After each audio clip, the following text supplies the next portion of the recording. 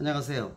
김필수 자동차의 연구소의 김필수입니다. 오늘은요, 자국 우선주의에 대한 말씀 드리고자 합니다. 특히 이 내용 중에서는 이 국내의 이 배터리 보조금 또는 전기차 보조금에 대한 부분들에 대해서 자국 우선주의, 손이 안으로 굽는 정책이 세계적으로 횡행하고 있다는 거, 그런 측면에서 국내에서 이 보조금 하게 되면 국민의 혈세라고 볼 수가 있습니다. 이 비용을 실질적으로 외국산, 수입산 자동차에 다 주는 거 아니냐라는 불만이 계속 제기되고 있습니다. 이거는 이 국회라든지 정치계 쪽에서도 마찬가지로 계속 제시가 되는 부분이어서 분명히 개선이 요구된다고 볼 수가 있습니다.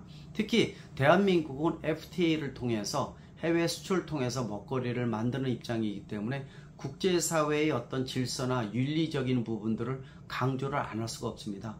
또 대한민국이 아직은 이 경제 10대 대국이라 볼 수 있지만은 이 강대국은 아니거든요. 아직 약합니다.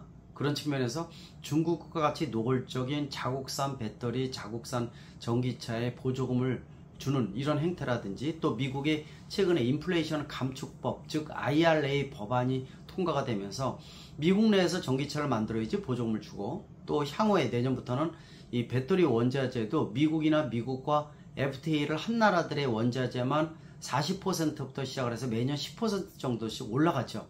이런 어떻게 보면은 마초식 법안들이 굉장히 많아지고 있다는 것은 우려사항이 점차 커지고 있다고 볼 수가 있습니다. 이게 실질적으로 자국 보조금을 자국산 또 자국에서 만든 배터리와 전기차에만 보조금을 손이 안으로 굽는 정책이라고 볼 수가 있습니다. 이런 부분들이 점차 각 선진국에서 노골화되고 있고 점차 많아지고 있다는 겁니다. 물론 중국이나 미국과 같이 노골적인 이 자국산 배터리와 이 전기차에다만 보조금을 주는 정책은 아니지만은요, FTA 기조를 흔들 수 있는 이런 이 특징들이 많이 나타나고 있다는 것은 우리한테 시사하는 바가 상당히 크다고 볼 수가 있습니다.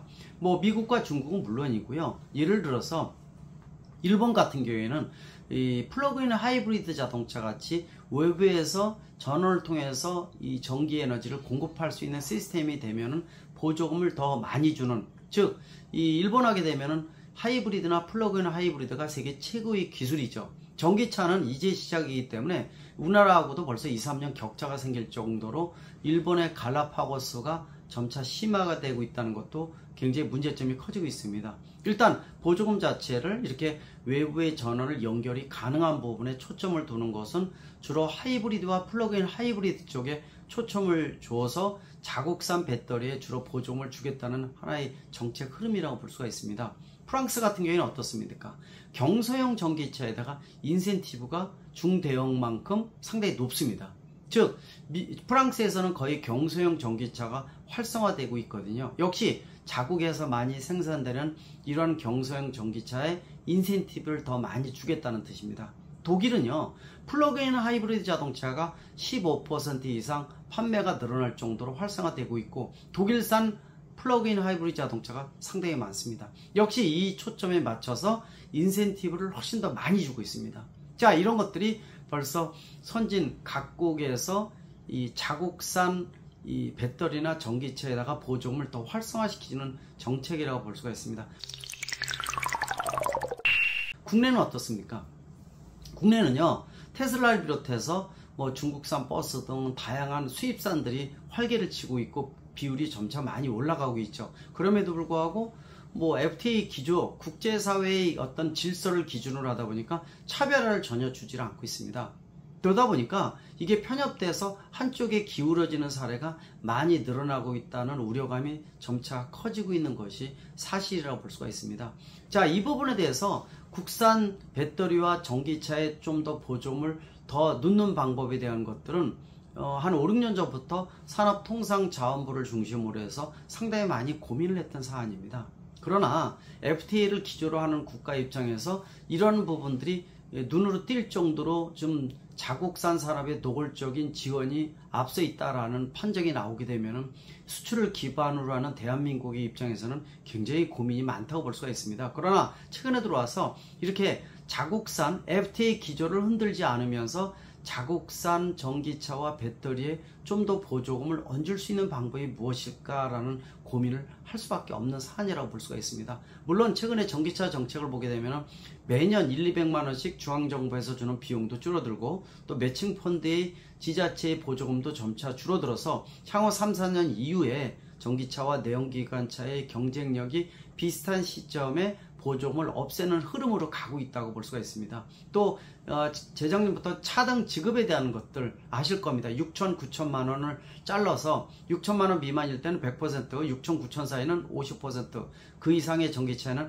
보조금을 아예 없애는 정책도 작년에 5,500, 8,500으로 500만 원 낮췄죠. 올해는 배터리 원자재 가격이 떨어지지 않다 보니까 이 부분에 대한 것들은 더 이상 낮추지 않지만은 역시 차등 지급을 하고 있습니다. 그러나 이런 정책들이요, 아시겠지만은 국산차, 수입차, 전기차에 대해서 전혀 구분이 없습니다. 똑같이 준다는 얘기죠.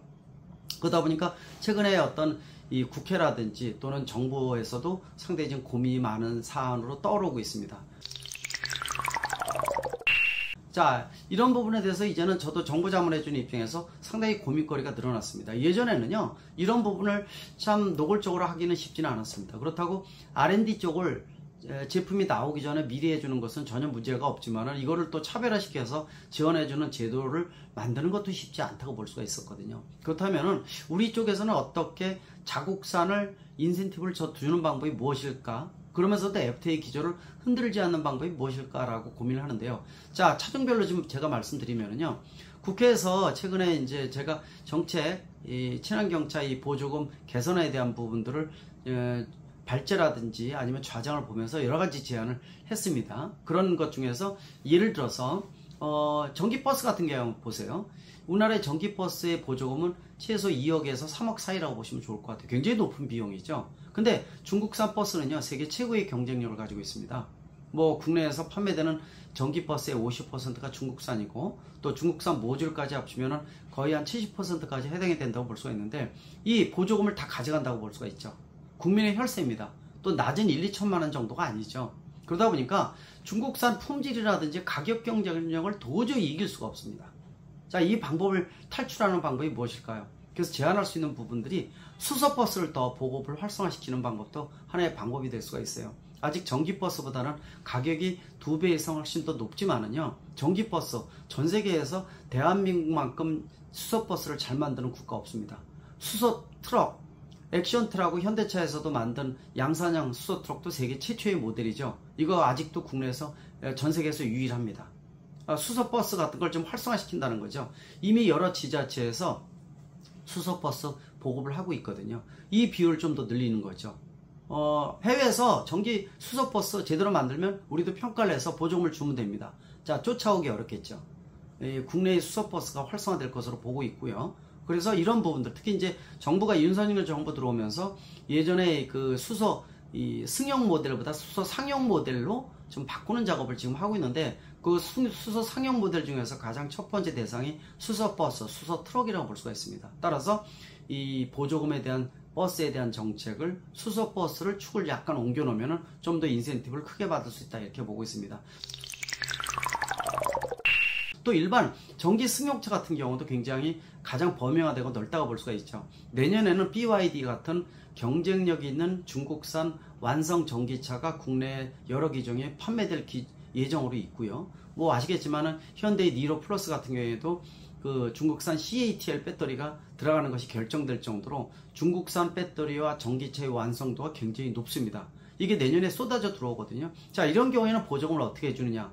방법이 차 자체만 가지고 하기는 쉽지가 않습니다. 이 방법 중에서 가장 좋은 방법 중에 하나가 바로 예를 들어서 전기차를 판매하면 할수록 충전시설과 더불어서 충전 서비스 센터를 의무적으로 설치하게끔 만들어주는 것도 하나의 좋은 방법이라고 볼 수가 있어요. 즉, 전기차를 뭐 100대 판매되면은 예를 들어서 뭐 서비스 센터를 하나를 더 만든다든지, 또 충전 인프라를 급속과 완속 충전기를 누구나 쓸 수 있는 충전기를 설치하게끔 의무화시킨다든지, 이런 것들도 이 전기차는 충전시설이 실과 반월의 관계니까 이런 부분들을 의무적으로 넣는다든지 하게 되면 결국 이런 시설은 국내의 중소기업이나 국내의 시설을 활용해야 되기 때문에 결국 재투자되는 효과가 생길 수가 있다는 거죠. 이것도 하나의 좋은 방법이지 않나, 이렇게 보고 있습니다. 또 초소형 차인 마이크로 모빌리티 같은 경우에는 주로 중소기업 업종이라고 볼 수가 있거든요.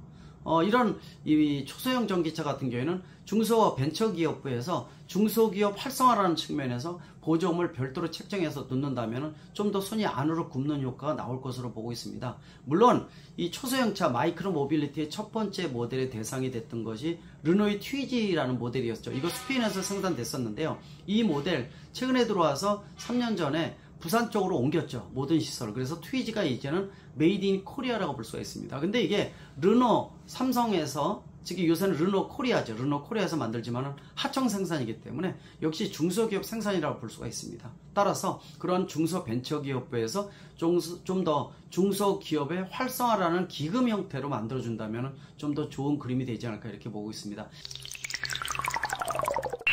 마지막으로 전기 이륜차입니다. 전기 이륜차는 세계적으로 아무리 잘 만드는 전기차라 하더라도 배터리가 3kW 기준으로 보통 되어 있는데 한 번 충전에 갈 수 있는 주행거리가 50에서 60km가 일반적으로 되어 있습니다. 이런 모델들은 100km에서 125km, 150km 정도 주행이 필요한 배달용으로 쓰기에는 아직도 한계점이 크다고 볼 수가 있거든요. 근데 이 전기 이륜차도 사실 중국산 전기 이륜차의 거의 상당 부분의 보조금을 주고 있다고 보시면 좋을 것 같습니다. 이것도 역시 편협되어 있거든요. 이런 부분들은 좀 더 이 주행거리나 이런 것들을 강화를 해서 같은 배터리 용량 가지고 멀리 갈 수 있는 기준을 좀 더 만들어 놓으면 좋을 것 같습니다. 최근에 마침 국내의 이 중소벤처기업에서 전기 이륜차에 7단 자동 변속기 개발이 성공을 해서 양산형으로 지금 본격화 시작이 되고 있습니다. 아마 이런 부분들은 아마 국내의 기업을 활성화한다는 측면에서 의미가 있지 않을까 이렇게 보고 있습니다. 이런 어떤 주행 거리를 국내 산업 또 중소기업을